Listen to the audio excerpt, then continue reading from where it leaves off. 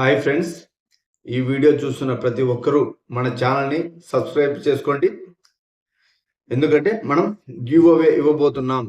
MRF bat, smart watches give away ఇవ్వబోతున్నాం. కాబట్టి ఈ వీడియో చూసే ప్రతి ఒక్కరూ మన సబ్స్క్రైబర్ చేసుకోండి, మన ఫ్యామిలీకి జాయిన్ కావండి.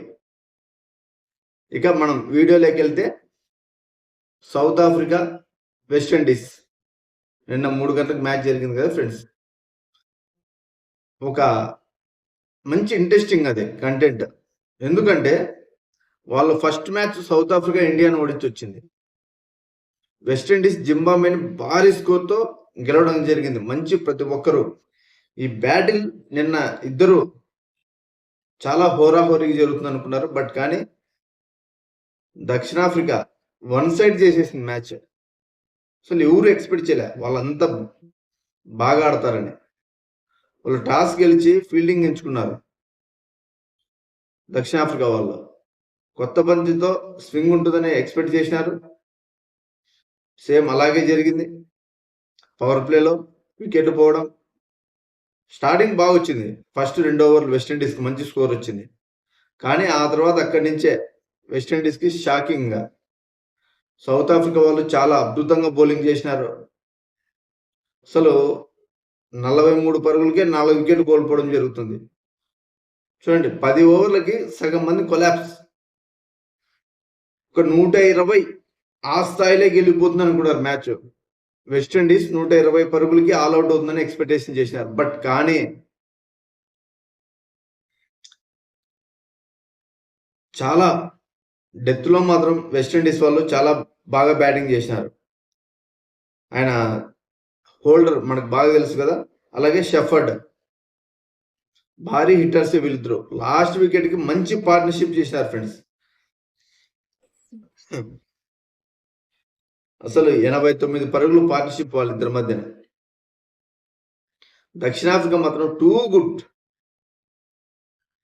రబడా కానీ ఎంగిడి కానీ ఇద్దరు స్లోవర్ బంతులతో వెస్టిండీస్ని చాలా ఇబ్బంది పెట్టినారు. అసలు ఓవరాల్గా 10 ఓవర్లది అయిపోయిన తర్వాత ఇంకా దక్షిణాఫ్రికాదే మ్యాచ్ అనే స్థాయికి వెళ్ళిపోయింది. కానీ వాళ్ళిద్దరూ మంచిగా బ్యాటింగ్ చేసి వెస్టిండీస్కి చాలా మంచి స్కోర్ తెచ్చినారు ఫ్రెండ్స్.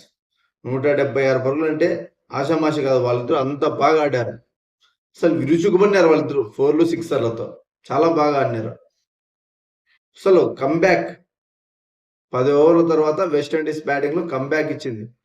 వాళ్ళు అసలు 9వ నెంబర్ దాకా బ్యాటింగ్ హిట్టింగ్ ఉందంటే మీరు అర్థం చేసుకోండి. వెస్టిండీస్కి షెఫర్డ్ 9వ స్థానంలో బ్యాటింగ్కి వస్తున్నాడు ఫ్రెండ్స్. ఎక్కడ అంటే 11 మందిలో వాళ్ళు 11 మంది హిట్టర్లే. ఎవరు ఎక్కడ ఏ బ్యాట్స్మెన్ కొడతారో తెలియదు. ఫియర్లెస్ బ్యాటింగ్ వాళ్ళదే.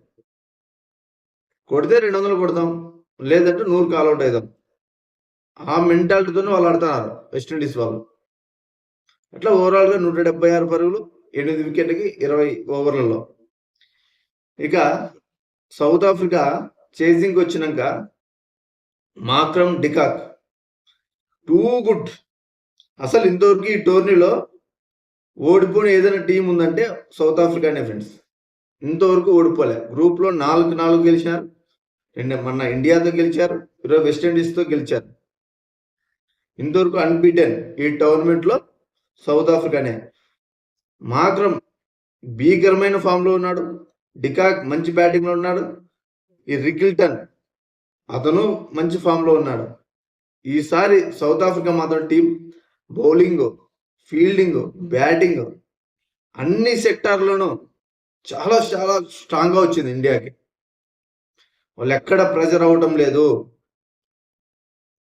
వాళ్ళు ఐసీసీ టెస్ట్ ఛాంపియన్ కాడి నుంచి వాళ్ళు ఎక్కడ ప్రెజర్ అవ్వటం లేదు. మైండ్ సెట్ చాలా మారిపోయింది ఈసారి. సో 177 పరుగులు టార్గెట్ని సునాయాసం కొడతారు 16 ఓవర్లకు వాళ్ళు 16.1కు. అసలు మాక్రమ్ డికాక్ ఆడిన బ్యాటింగ్కే వాళ్ళు ఆల్మోస్ట్ 90% లాగేసుకున్నారు మ్యాచ్. అంత బాగా ఆడారు వాళ్ళు. మాక్రమ్ సూపర్ ఫామ్లో ఉన్నాడు.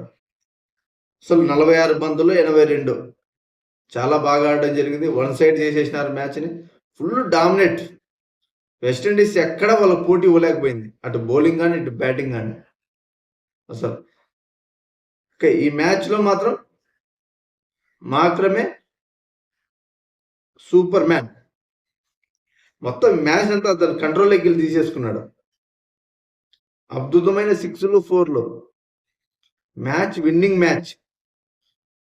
విన్నింగ్ ఇన్నింగ్స్ చాలా బాగా ఆడారు వెస్టిండీస్ కూడా. అలాగే ఈ గ్రూప్ లో ఫస్ట్ సెమీఫైనల్ సౌత్ ఆఫ్రికా నిన్న సెమీఫైనల్కి వెళ్ళిపోయింది. అక్కడ ఇంగ్లాండ్ వెళ్ళింది, ఇక్కడ సౌత్ ఆఫ్రికా వెళ్ళింది. ఇక 2 టీమ్స్ ఉన్నాయి.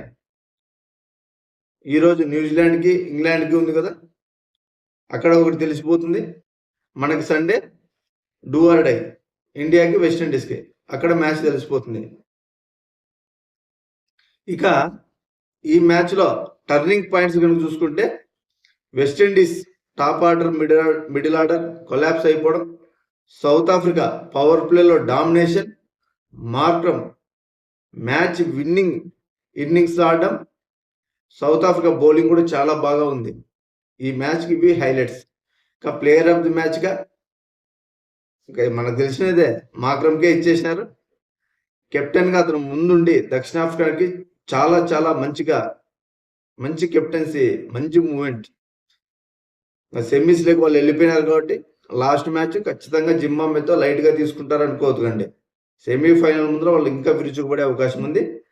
చూద్దాం వాళ్ళ సెమీస్లోను ఫైనల్స్లో వస్తే వాళ్ళు ఏ విధమైన అటాక్ ఉంటుంది, వాళ్ళ మైండ్ సెట్ ఎలా ఉంటుందని మనం రాబోయే మ్యాచ్ల్లో చూద్దాం ఫ్రెండ్స్. ఈ వీడియో కనుక మీకు నచ్చితే లైక్ చేయండి, షేర్ చేయండి, సబ్స్క్రైబ్ కూడా చేసుకోండి ఫ్రెండ్స్. ఇలాంటి వీడియోస్ మన ఛానల్లో ప్రతి మ్యాచ్ అప్డేట్ ఇస్తూ ఉంటాం. Thank you friends.